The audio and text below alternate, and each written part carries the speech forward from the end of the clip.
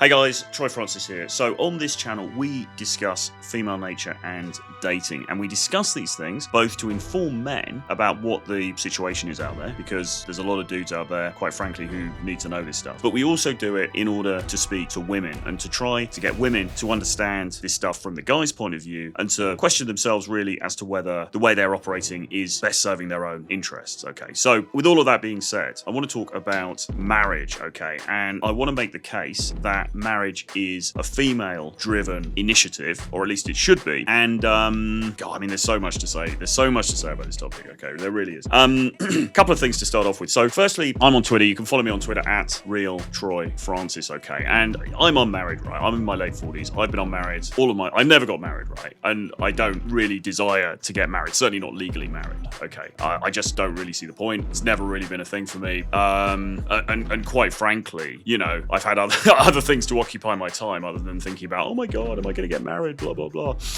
It seems, though, that actually, surprisingly, quite a large number of other dudes, other guys, aren't like that, okay? They do take marriage very seriously. They do want to get married, seemingly for its own sake. Now, the big elephant in the room here is, of course, having children, because having children does change the game considerably. But I don't really want to get into that in this video. That's for a different video, okay? But I do accept the fact, okay, you want to have kids, you want to bring children into the world, you're probably going to be considering marriage at least, because that is probably the best way to do that, okay? But let's just park that over here, if we can, for this video. Just the desire to marry, the desire to settle down, I believe, has always really been a female-driven thing. And as I say, it certainly should be, right? I want to now give a little personal anecdote. So earlier on, right, I was on the old phone and I was swiping through some stuff on Instagram, and I ended up, and this is always a mistake, but I ended up looking at an ex-girlfriend of mine's account. I can't remember how I sort of happened upon it, but I was on there, and this is an American girl. I dated her a long time ago, like over 10 years ago, so it's way in the past now. And to be honest, she was kind of a complete nightmare, really. It was probably one of the most traumatic relationships that I've been in, and the reason for that was because she was at the time pushing very hard she wanted to settle down, she wanted to domesticate me, basically. She wanted us to move in together, she wanted us to get married, and she wanted to push everything very, very quickly. She was reaching her, I think, late 20s at that point. So, you know, if you know anything about Robert Tomasi, if you look at the different phases of a woman's life, the party years, as he calls them, tend to last between about 20 to 23, 25, and then you get to around 25, 26, 27, and that's when the epiphany phase starts to kick in, where the woman is thinking, oh shit, actually, I've been out there in the clubs, I've been having a great time at the pool party with Chad, but, you know, the old looks, are they kind of still there like they were? Am I really getting as much attention here? And they start to try and consolidate and lock a guy down, okay? And then it becomes all about, right, marriage, kids, body clock, get a nice house, move to suburbia, white picket fence, blah, blah, blah, okay? So anyway, she was obviously in that phase, and look, it's not for me to diagnose, but I think she had certain quite problematic personality issues, let's just say, and so she was very, very forceful about this stuff. Now, unfortunately, she'd chosen to attempt to be very forceful about this stuff with me, and I'm a very bad person to do that with, not because I'm so red-pilled and thumping the table and hardcore, but just because I'm actually quite avoidant. So I tend to just be very resistant to that type of thing anyway, because I really like my own space, I like my own, you know, I like to kind of keep people at arm's length a little bit. That's just a personal thing, that's just the way that I'm built, right? I mean, everyone has their own quirks and stuff. So anyway, it was not a marriage made in heaven, because she was pushing very hard one way, I was kind of pulling the other way, and it ended up blowing up, and it became this huge thing, and yeah, you know, it ended and whatever. Anyway, so a few years later, well, this is many years later now, actually. So I end up happening upon her profile, and I'm looking at the profile, and she got married fairly recently. I guess it was a couple of years ago now, but it's relatively recently, and she posted the wedding photos and stuff. And I was having a look through, and I was looking, I think, God, the guy looks like a bit of a chump, to be honest. And then I was like, I was kind of like, rather him than me. good luck, mate, etc., etc. I mean, I don't know. Listen, I hope that she's happy. I hope that it works out for those guys. Who knows, right? I can't speak about anyone else's relationships. Maybe there was just sort of quirks with the way we interacted. Maybe it was to do with me. You know, God knows I'm not the easiest person to be in a relationship with either, so there is that. But anyway, whatever, right? So she's with this dude. But I was looking at all of these wedding photos that she'd posted, and they'd made these videos. They'd had a videographer, professional videographer in there. They created all these like amazing videos, and there were all these like, you know, fades and blurs and transitions, and it was this really, really high production. It was like they got Ridley Scott to direct the wedding videos, you know, or got like, you know, some like top fashion photographer to take the photos. It was also staged. It was also carefully done. And she was writing in the captions about all of the stuff that she had done in preparation for the wedding, and it was this minutiae. It was these minute details, like, oh, you know, we went to the venue and I didn't like the napkins, so I had to get my own napkins. We got our own napkins flown in from Naples, you know, because obviously the napkins had to be perfect, and the napkin rings, you know, we got them sent from Brazil. They were hand carved by virgins in the jungle and stuff, because obviously we had to, you know, create the perfect day and everything. And I was just like, I don't know, man. I was just like, Jesus.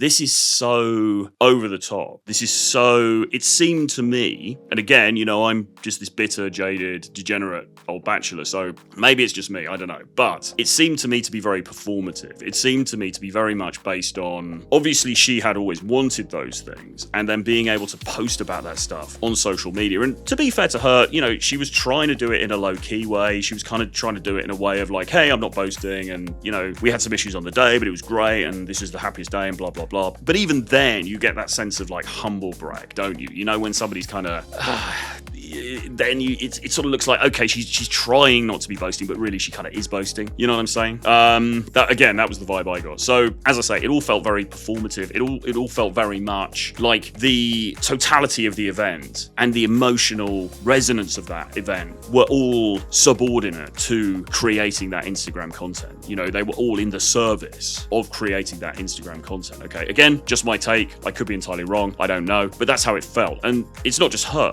You know, as I say, she's American. This was many years ago that we were actually engaged. Not engaged like to be married, but we were engaging with each other a long time ago. Maybe she's changed, I don't know. But I do see this stuff around a lot with other women. Certainly when I was working in corporate, I mean, less so now. I'm a little bit shaded from this stuff now because I don't work in corporate, right, anymore. You know, I work for myself. So I'm kind of, I don't have to hang around with as many people that I don't really want to hang around with, you know. And I mean, Jesus Christ. I mean, when you work in corporate in London, it's like there's 2 weddings and a funeral kind of thing where everybody else is just, almost without exception, everybody else is just on this path of like, oh, you know, when are you going to settle down? When are you going to get married? You know, it's just this sort of, people finish university, they get into the corporate job, and obviously people are fighting up the corporate ladder and trying to get promoted and all that kind of stuff. But then on the other side of it, there's the personal life stuff. And this is where I think men actually do get sucked in to the marriage trap, if you like, because then it becomes almost like a peer group thing for guys as well as for women. It's sort of like the guy is thinking, well, you know, I'm 30, I'm 35, whatever. All my friends are getting married now. What about me? Blah, blah, blah. And it becomes this sort of, well, like I say, like peer group thing where you feel like you've got to go along the same path as these individuals around you. As I say, I mean, I came out of that quite a number of years ago now, so I don't have that additional pressure, but I can understand how from a peer group perspective, obviously guys do. But like I say, really, it should be, and I think it often is, the women who are pushing this initiative. I don't think it is the men, and I don't think it should be the men, right? And here's why. I think women push the desire for commitment, the desire for marriage, which really, I guess, is the ultimate commitment, you could say, as far as a relationship's concerned. They will push that agenda because it suits them. Okay, because they want the feeling of security. And look, I mean, again, this isn't intended to be a big video about the rights and wrongs of marriage, but most of it is wrongs, certainly for men.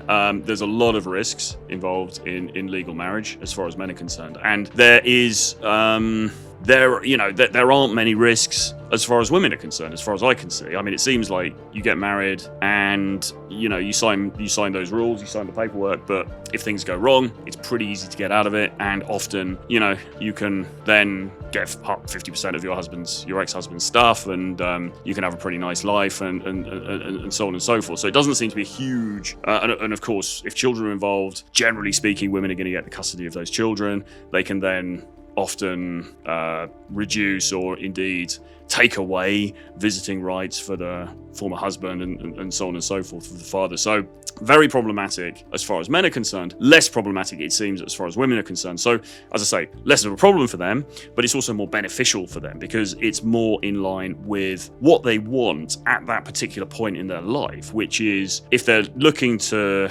probably to have kids, let's say. They're looking to start a family. They want that sense of security. They want that thing of, right, settling down. I know this guy's locked down. We're in a domestic situation together. He's there. He's going to look after me. He's not going anywhere. So then if I have a kid, he's going to be there. He's going to take care of that kid. Okay. That, I think, is the emotional and or biological drive pre the marriage. Okay. But then after the marriage takes place and then you get a few years in and maybe you've had that kid or you've had a couple of kids or whatever, unfortunately then the human instinct of boredom starts to come into it, and the man maybe seems less attractive than he once did because, you know, he went from being this independent, you know, doing whatever he was doing dude, and now he's become a house husband. And he's become a house husband, I mean, you know, maybe he's working or whatever, but you know what I'm saying. He's living with her. He's in the house. He's become domesticated. Okay, he's not the lone alpha wolf that she maybe first fell in love with. Right now, he's this kind of guy who's doing the cooking at the weekends and taking out the trash and going to IKEA. Okay, perhaps he doesn't seem as attractive as he once did, and she starts to get a bit bored, and then she starts to be, you know, looking around, and this is when infidelity can begin to happen. Okay, but as I say, the drive towards marriage is a feminine one. All right, and so there's that biological sort of underpinning, but then there's also this performative aspect of it as well. You know, the posting of the Instagram pictures, buying the dress, making the videos, all of this kind of stuff that I saw in the case of the ex that I'm talking about, and with other women that I've been friends with or I've known.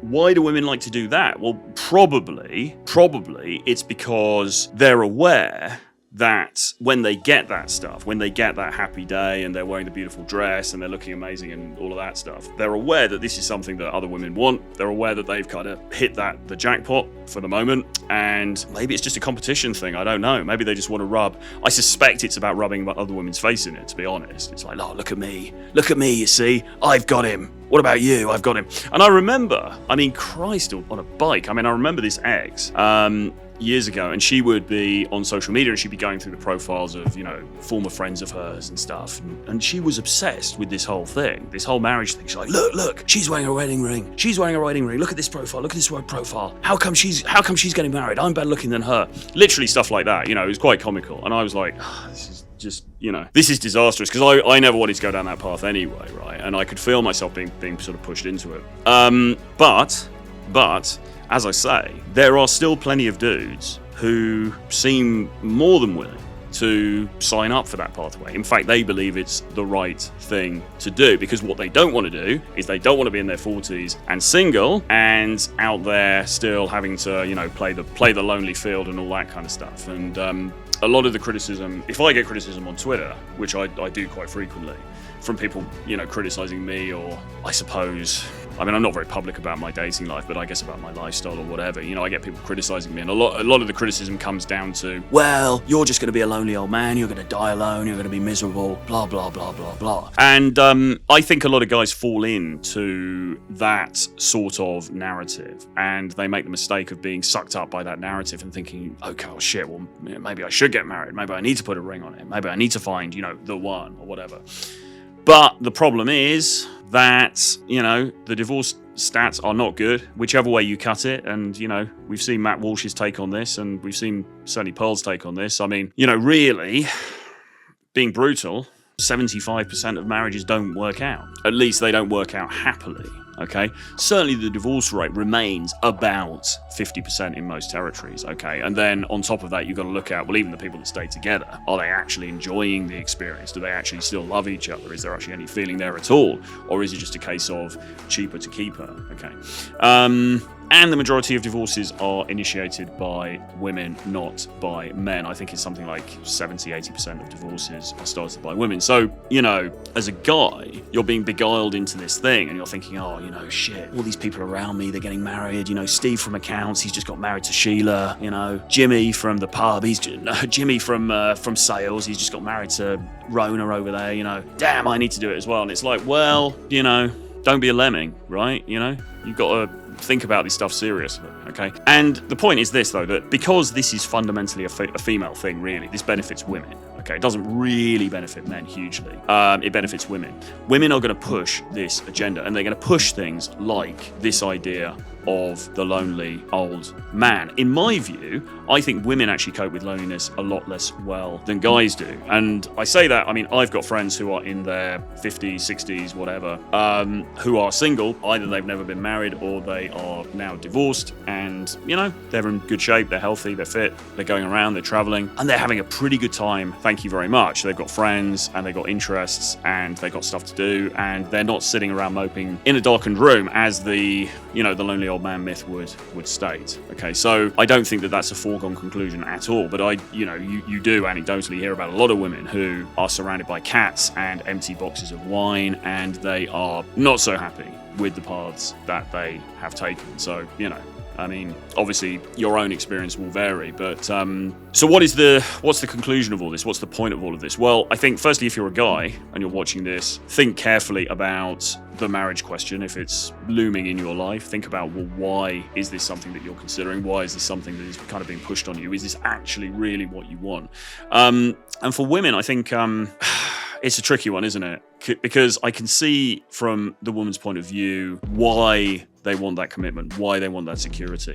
But what you have to understand is that you guys push for this. You know, you guys push for this. You push really hard for this. You love this idea. You love the idea of the photographs, the domesticity, you know, the snuggling up and watching Netflix and everything. But you guys are also the ones who are the most frequently break it up as well. You guys are the ones who leave. So you don't like it that much. You know, you like the idea of it, but the reality of it, and the reality of any relationship is tough, right? The reality of any relationship, particularly a long-term relationship over multiple years, over multiple decades, when shit hits the fan, when things go wrong, people get ill, people lose their jobs, I mean, all this crap that can happen, okay? And you're going to be there and you're going to be stoic and supportive of that one dude forever, for the rest of your life? Really? Do you know, and maybe, you know, he gets out of shape and, you know, you're going to see him around the house the whole time. He's not that super exciting dude that you met at the pool party anymore. He's just this fat old middle-aged guy. Really? Is that really what you want? Or is that just what you're telling yourself you want because of the demands that your biology are making on you? So look, I'm not expecting you to, you know, put aside the wedding diaries and the wedding planning books and, you know, whatever, commit to a life of singledom, but you do need to think about this stuff because we get pushed, I think, by a combination of our biological natures and by society and our peer groups, and we get pushed in directions that, you know, unfortunately don't always end up working out that well for us. So something to think about. If you've got any wedding photos you want to share with me, email troy@realtroyfrancis.com. No, don't really. I hate weddings. I don't like it. And I'll see you again very soon.